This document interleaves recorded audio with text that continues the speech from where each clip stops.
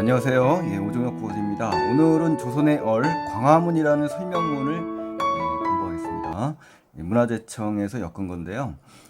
조선의 얼 광화문이라는 것은요, 광화문이 지닌 역사적인 가치가 있잖아요. 그걸 집약한 제목입니다. 그래서 광화문은 우리 역사에서 단순히 건축물로서 존재하는 것이 아니라 역사적인 순환을 거치면서도 조선 왕조 제1의 법궁인 경복궁의 정문입니다. 이러한 위치로서 조선 민족의 정신을 대표하는 겁니다. 그래서 우리나라의 역사, 그다음에 혼이 담겨 있는 거죠. 그걸 상징하기 때문에 조선의 얼이라고 이렇게 표현한 겁니다. 그래서 광화문, 우리 모임이나 활동할 때 광화문에 주로 잘 모이잖아요. 이 광화문의 의미를 공부하는 시간으로 잘 지냈으면 좋겠습니다. 자, 핵심 정리해 보시면은 중심 소재는 이제 광화문의 역사입니다. 역사. 그리고 주제는 광화문이 겪어온 이 순환과 실현, 이런 순환의 역사와 그 복원 과정에 대해서, 광화문의 복원 과정에 대해서 핵심적인 내용을 담고 있고요. 사실적인 성격이면서도 역사적인 측면의 성격이 있다는 거 알아두시고, 설명문입니다. 설상 특징에 보시면은 이제 소제목을 설정했습니다. 그래서 이 광화문의 순환 역사, 그 다음에 복원 과정 등을 서술하고 있다는 것을 좀 기억하시고요. 신문 기사도 나오고 역사적 자료도 인용합니다. 인용해서 광화문을 둘러싼 역사적 사실을 설명합니다. 자, 보실까요? 처음 부분에 가면은 이제 어떤 내용이냐면 일제강점기의 광화문, 아픔을 겪다라는 소제목이 나오는 겁니다. 그래서 이 의미는요, 광화문이라는 이름의 유래가 나올 거고요. 또 광화문이 겪은 순환의 역사가 제시되어 있습니다. 그래서 유래와 순환의 역사를 꼭 기억하셔야 돼요. 한번 볼까요? 광화문은 왕의 더 큰 덕이 온 나라를 비춘다라는 뜻이래요. 그래서 이 경복궁의 남쪽 문이면서 또 정문이라고 합니다. 방향은 남쪽이지만 이제 경복궁의 정문 역할을 한다는 거예요. 그래서 광화문을 소개하는 겁니다. 그래서 1395년 조선 태조 때 만들어졌어요. 탄생이 나온 거죠. 광화문의 탄생. 석초로 돼 있대요. 석축이 뭐냐면 돌로 쌓아 만든 옹벽이라는 뜻입니다. 그래서 높게 쌓고 중앙에 이제 홍해문이라는 건요, 문의 윗부분을 무지개 모양으로 반쯤 둥글게 만드는 걸 홍해문이라고 합니다. 그래서 이 홍해문의 의미를 좀 아셨으면 좋겠고요. 홍해문을 터서 그 다음에 이제 물루라는 건요, 국문의 그 바깥쪽 밑부분에 지은 다락입니다. 다락 아셨죠? 그래서 물루를 얹은 궐문의 형식을 갖추고 있다. 그래서 대궐문의 형식을 갖추고 있는 그러한 그 모양새네요.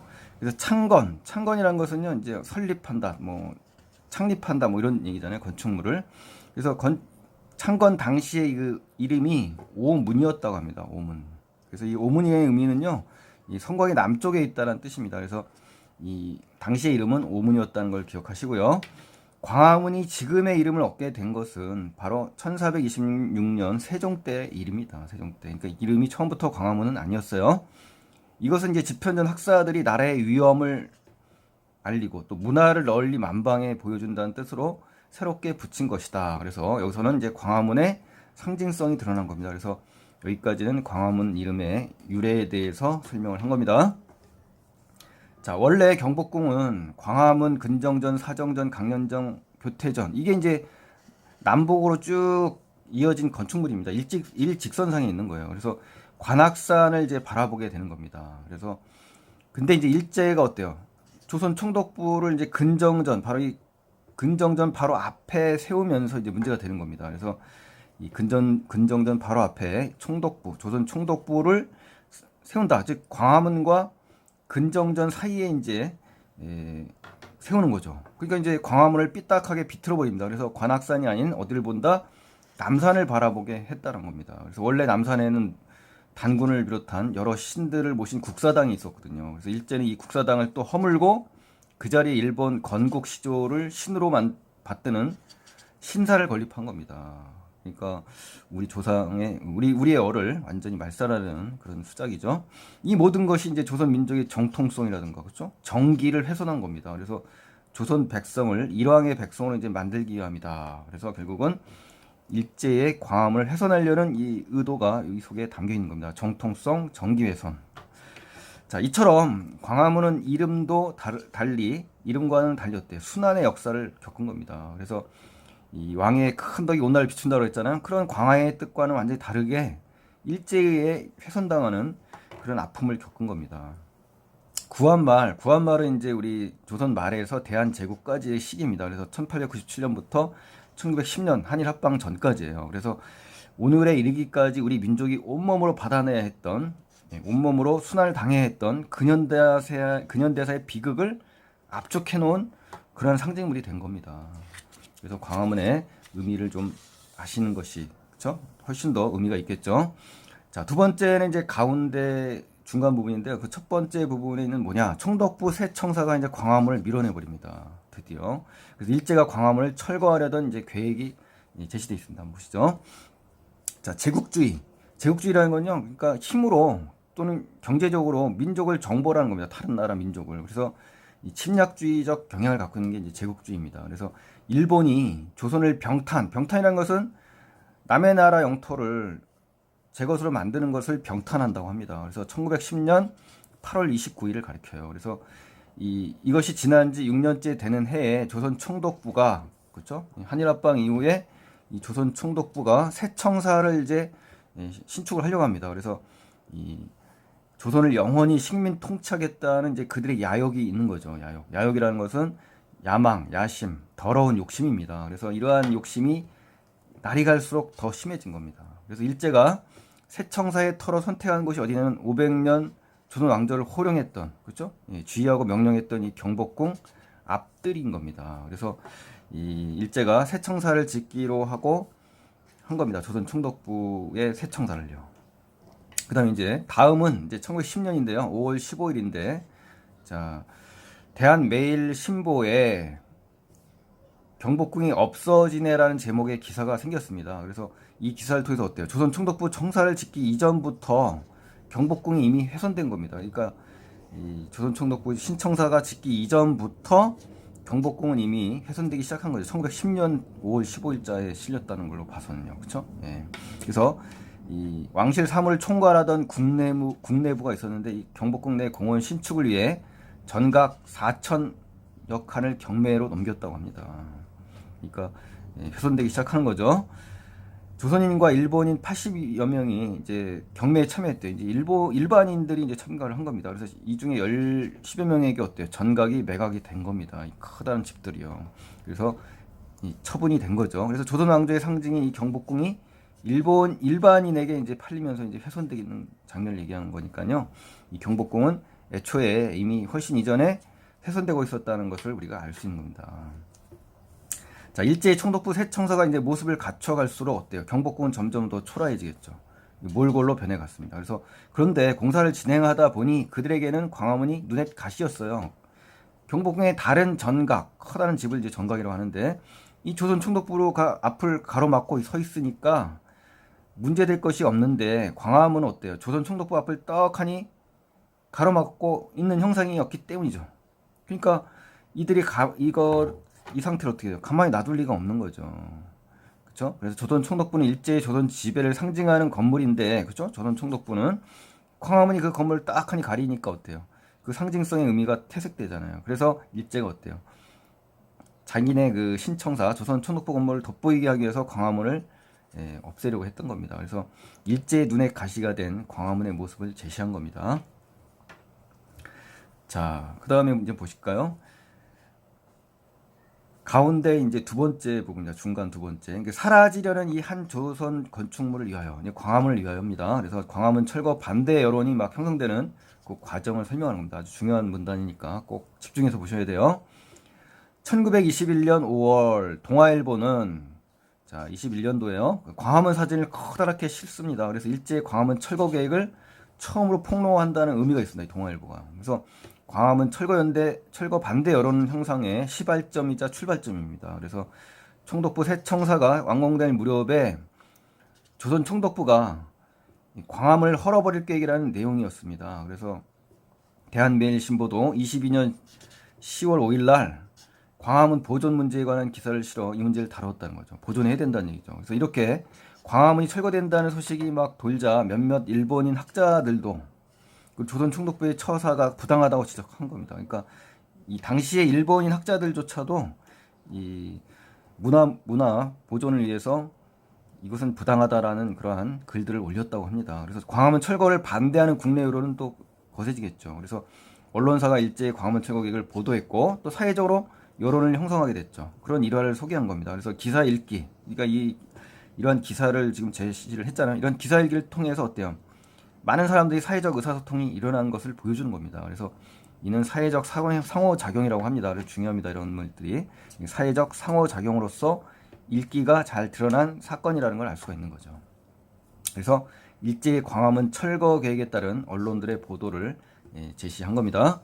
자, 예상치 못한 거센 여론에 이제 밀려서일까요? 일제는 광화문을 철거한다는 계획을 이제 어때요? 접었어요. 그리고 대신 광화문의 자리를 이제 이전하기로 결정한 겁니다. 그래서 23년도 10월 광화문 앞 양측에서 양쪽 측면에 수문장 역할, 수문장이라는 것은 각 궁궐의 성애물을 지키던 이제 무관 벼슬인데 이 수문장이 이제 비유한 거죠. 이 해태상을. 해태라는 건요, 시비, 옳고 그름과 선과 악을 판단하고 안다는 그런 상상 속의 동물입니다. 그래서 해태 석상이 이제 양쪽에 있었습니다. 이 석상을 두 점이 이제 철거되는 아픔을 겪고 말았습니다. 그래서 광화문 철거 반대 여론의 형성이 이 문단에서 이제 제시된 거고요.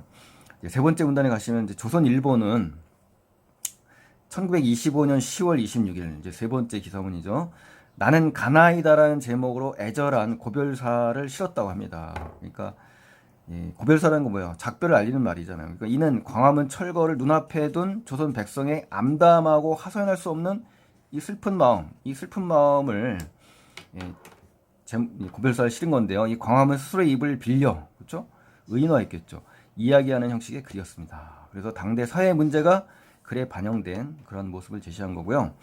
또 1926년 7월 22일에 광화문 철거 작업이 이제 시작됐대요. 그래서 완전히 무너뜨리는 것이 아니라 건춘문은 이제 경복궁의 동쪽 문에 있습니다. 그래서 옮기는 것으로 이전하는 거죠. 그렇죠?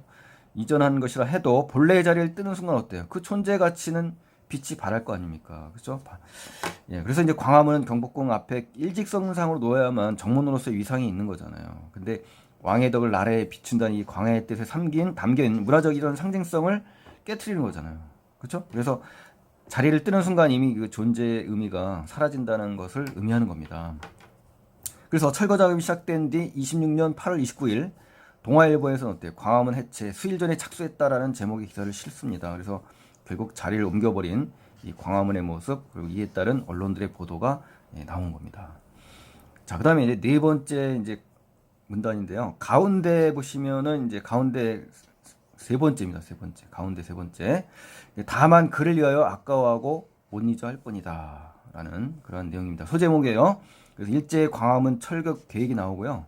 이로 인해서 철거 반대 여론이 형성이 됩니다. 그래서 조선 민족의 슬픔 서리식의 고별사가 이제 나오는데요. 이 서리식의 고별사가 시험에 아주 잘 나오니까 정리를 잘 하셔야 됩니다. 자, 서리식의 이 헐려짓는 광화문이라는 그 제목이고요. 신문 사설에 실렸습니다. 당시에 민족적이고 일제 저항적인 성격이 강하고요. 제재는 일제에 의한 광화문 훼손입니다. 그리고 주제는 일제의 광화문 훼손에 대한 울분과 저항이 담겨 있어요. 그래서 광화문을 의인화하고 또 친감 있게 표현해서 우리 민족의 유대감을 드러냅니다. 반복과 열거법을 통해서 암울한 시대 상황을 강조하는 내용입니다. 그래서 광화문의 의미는 뭐냐? 경복궁이 정문이죠. 그래서 조선의 역사와 함께 왔죠. 팔도강산의 석재와 목재를 가지고 조선 내에서 나고 잘한 사람들이 어때 힘을 모아서 지었죠. 그렇기 때문에 광화문 그 조선 그 자체의 상징물입니다. 그래서 광화문의 운명은 조선 민족의 운명과 다르지 않다 이런 얘기죠. 운명 공동체라는 겁니다. 이 광화문이요. 그래서 이 광화문의 의미를 정확하게 기억을 하시기 바랍니다. 자, 한번 내용 볼까요? 동아일보는 그보다도 며칠 앞서 헐려짓는 광화문이란 당시 사회 문제가 반영된 글이라는 걸 알 수 있죠. 고별사를 실었습니다. 글을 쓴 사람은 당시 문화부 기자 서리식이었습니다. 고별사 내용이 뭐냐면 참으로 구슬프고 참담했다는 겁니다. 당시 우리 민족의 마음을 대변한다.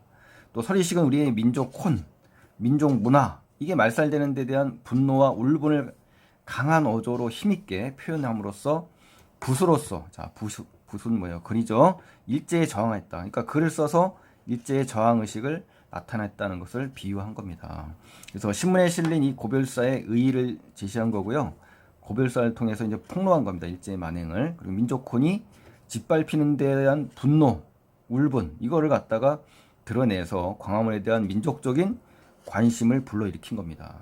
꼭 기억하셔야 돼요. 자, 헐린다 하던 이 광화문이 마침내 헐리기 시작합니다. 반복법이죠, 이런 것들이. 총독부 청사 까닭으로, 그러니까 이제 까닭이라는 건 총독부 청사 건립을 이유로 철거됐다는 얘기예요. 그래서 조선 총독부 정책 덕택으로 다시 지어지리라 한다. 그러니까 총독부의 정책 때문에 이전되고 재건된다는 의미입니다. 병주고 약주고죠. 그러니까 그렇죠? 이제 원래 광화문은 물건이다. 울 줄도 알고 웃을 줄도 알며 노할 줄도 알고 분노할 줄도 알고 기뻐할 줄도 아는 사람이 아니다 이거예요. 물건이다 이거죠. 밟히면 꾸물거리고 죽이면 소리치는 생물이 아니라 돌과 나무로 만들어진 건물이다 이거죠. 건물이다. 그렇죠? 물건으로서의 광화문의 특성을 열거한 거고요. 철거당함에도 아무 감정을 못 느끼는 그런 광화문의 입장에 서서 이야기를 한 거죠. 의식 없는 물건이다. 말 못하는 물건이에요. 헐거부수고 끌고 옮기고 하되 반항도 회피도 기뻐도 슬퍼도 아니한다. 다만, 자 이게 중요해요. 다만 조선의 하늘과 존의 땅을 같이 한 조선의 백성들이 그를 위하여, 그렇죠? 아까워한다 이겁니다. 아까워한다. 자, 이러한 조선 민족의 그 울분을 지금 잘 제시된 거고요. 못 잊어 할 뿐이다 이거죠. 못 잊는 것이 더 중요하다. 500년 동안 풍우를 같이 겪어온 조선의 자손들이 그를 위하여 울어도 보고 서로도 할 뿐이다라는 내용입니다. 그래서 감정을 느끼지 못하는 이 광화문하고요, 이 슬픔, 안타까움을 느끼는 조선 백성들을 뭐 하는 겁니까? 대조하는 겁니다. 자, 그래서 오늘은 여기까지 하고요. 다음 시간에 이어서 마무리하겠습니다. 다음 시간에도 꼭 기대해 주시기 바랍니다. 감사합니다.